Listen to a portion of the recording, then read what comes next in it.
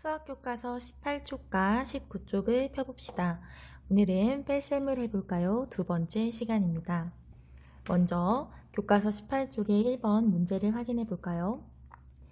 수일이가 타고 온 비행기에 몇 명이 더 많이 타고 왔는지 알아봅시다. 도영이와 수일이가 교과서에서 대화를 나누고 있네요. 한번 봅시다. 내가 타고 온 비행기에는 158명이 타고 왔대. 내가 타고 온 비행기에는 374명이 타고 왔어. 그럼 내가 타고 온 비행기에 몇 명이 더 많이 타고 온 걸까? 라고 질문을 해 주었네요. 여러분 한번 문제를 파악해 봅시다. 지금 두 사람이 여행을 갔다가 돌아오면서 각자의 비행기에 타고 온 사람 수를 비교하고 있어요. 도영이가 타고 온 비행기에는 158명이 타고 있었고요. 그리고 수일이가 타고 온 비행기에는 374명이 타고 있었습니다. 그러면 여러분, 도영이와 수일이가 타고 온 비행기 중에 어떤 비행기에 사람이 더 많이 탔나요? 맞아요. 수일이의 비행기에 사람이 더 많이 타고 왔는데 여기에서 문제는 두 사람이 타고 온 비행기 사람의 수가 얼마만큼 차이가 나는지가 궁금한 것 같아요. 그러면 우리 어떻게 구하면 되는지 식을 한번 먼저 써볼까요? 얼만큼 더 많이 타고 왔는지를 비교해 보기 위해서는 큰 수에서 작은 수만큼을 빼주면 되겠죠. 즉 374에서 158만큼을 빼주면 되겠습니다. 그럼 이번에는 몇 명이 더 많이 타고 왔는지 어림을 한번 해보도록 할게요. 지난 시간에 어림하는 방법을 간단하게 소개해 줬었는데 오늘은 선생님이 한번 두 가지 방법으로 어림을 해볼게요. 첫 번째, 374를 조금 올려서 400으로 잡고요. 빼기 158도 간단하게 올려서 200 정도로 어림을 한번 해볼게요. 그리고 계산을 해주면 약 200명 정도 더 많이 타고 왔을 것 같다라고 예상을 해볼 수 있습니다. 아니면 조금 더 선생님 저는 정확한 숫자로 어림을 해보고 싶어요 라고 한다면 370으로 1의 자리 숫자만 0으로 바꿔줬어요. 1의 자리 숫자를 0으로 하고 마찬가지로 158에서도 8을 버리고 계산을 한번 해볼게요. 그러면 약 220명 정도가 될 것 같아요 라고 예상할 수 있겠죠. 선생님과 어림한 값이 달라도 괜찮습니다. 그러면 이제 어림을 해보았으니 본격적으로 계산을 한번 해볼 건데요. 수일이가 타고 온 비행기에 몇 명이 더 타고 왔는지 어떻게 계산할 수 있을지 한번 생각해 봅시다. 우리 지난 시간에 배웠던 방법으로 한번 계산을 하면 되지 않을까요? 1의 자리 숫자는 1의 자리 숫자끼리 빼주고 10의 자리 숫자는 10의 자리 숫자끼리 100의 자리 숫자는 100의 자리 숫자끼리 뺐던 거 기억하죠? 그런데 우리 시작을 하려고 봤더니 4에서 8은 뺄 수가 없네요. 그럼 오늘은 조금 더 새로운 방법으로 계산을 해 보아야겠습니다. 먼저 수모형으로 한번 알아봅시다. 선생님이 수모형을 준비했어요. 374는 100모형짜리가 3개, 10모형짜리가 7개가 있고요.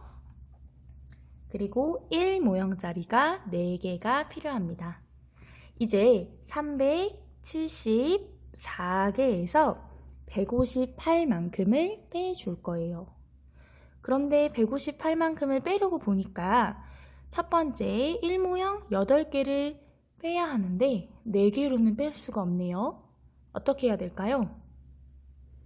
네, 이 파란색 10모형 한 개를요, 선생님이 빨간색 1모형 10개로 바꿔보겠습니다. 그럼 이제 1모형이 총 몇 개가 되었나요? 네, 1모형 10개가 더해져서 총 14개가 되었습니다. 14개에서 8개 뺄 수 있지요. 8개만큼을 선생님이 빼보겠습니다. 자, 그리고 1모형은 이제 6개가 남았네요.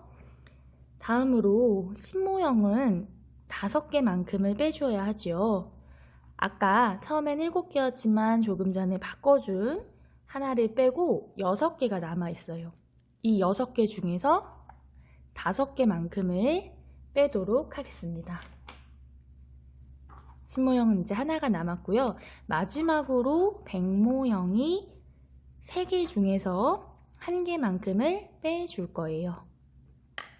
그러면 총 남은 수모형을 보면은 100모형짜리 2개, 10모형짜리 하나, 1모형짜리 6개, 즉 216만큼이 남은 것을 확인할 수 있네요.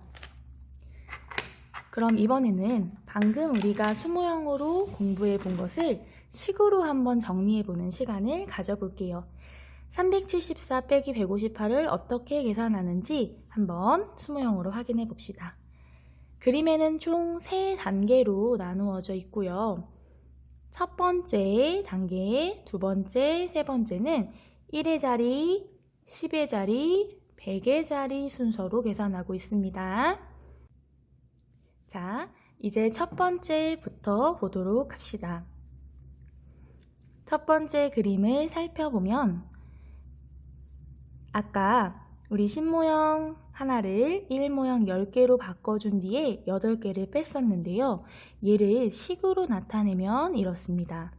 4에서 8을 뺄 수가 없으니 앞에 374에서 7의 10모형 하나를 1모형 10개로 바꾸어 줬고요. 그래서 바꾸어지면서 7개는 6개가 되고 그리고 1모형이 10개가 되었다라고 적혀 있는 것을 확인할 수 있죠. 그럼 다음에 이렇게 합쳐진 14개에서 8개를 빼주게 되면 6개가 남는 것을 확인할 수 있습니다. 두 번째 단계로 넘어가면 이제 6개로 바꾸어진 10모형에서 6에서 5개만큼을 빼주게 되면 1이 남는 계산 결과를 확인할 수 있고요. 마지막 세 번째 단계에서는 남아있는 100모형 3개에서 1개만큼을 빼주면 2개가 남는다는 것을 확인할 수 있습니다. 우리 식으로도 한번 정리해 봤는데 계산하는 방법을 같이 정리해 봅시다. 첫 번째, 지난 시간과 마찬가지로 각 자리의 숫자를 자리에 맞추어 적어줘야겠지요.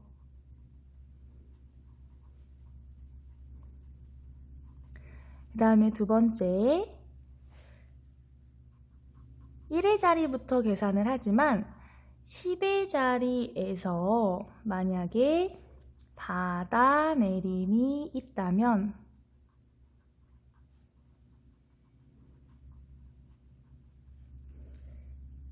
(1의) 자리에서 받아내려 계산하면 되겠습니다. 이 두 가지를 선생님이 다시 한번 계산 방법으로 확인을 해볼게요. 교과서 19쪽에 세 번째 계산해 봅시다의 첫 번째 문제를 봅시다.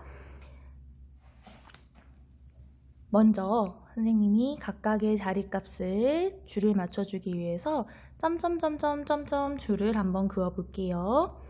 그 다음에 우리 1의 자리 숫자부터 계산을 시작해 줄 건데요. 8에서 9 뺄 수가 없지요. 그래서 앞에 있는 7의 하나를 10으로 바꾸어 주겠습니다. 그러면 7은 얼마가 되죠? 네, 하나를 내려줬기 때문에 10이 되고요. 그 다음에 1모양 자리가 지금 18개가 된 것과 같은 상황이 되지요. 그러면 18에서 9를 빼주게 되면 맞아요. 9가 되고요. 그 다음에 10의 자리에서 6에서 6을 빼주니 0이 되고요.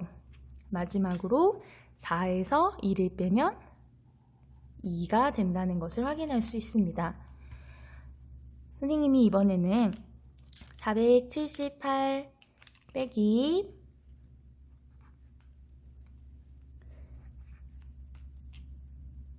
269를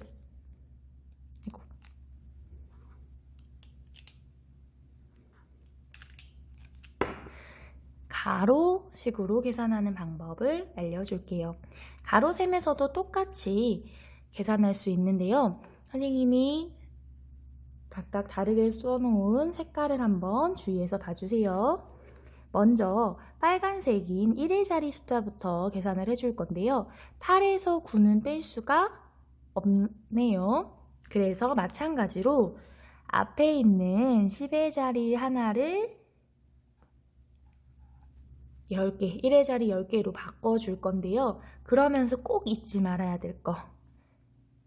7을 하나를 빼줬으니 6으로 바꿔주어야겠지요. 그러면 이제 18에서 9만큼을 빼주면 9가 남고요.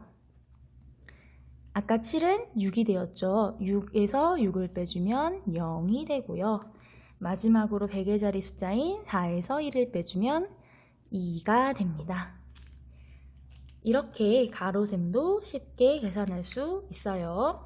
나머지 교과서 19쪽에 있는 두 문제와 그리고 네 번째 문제도 여러분이 한번 직접 풀어보고 우리 반 온라인 클래스 공지사항에 있는 답안과 비교해 보세요.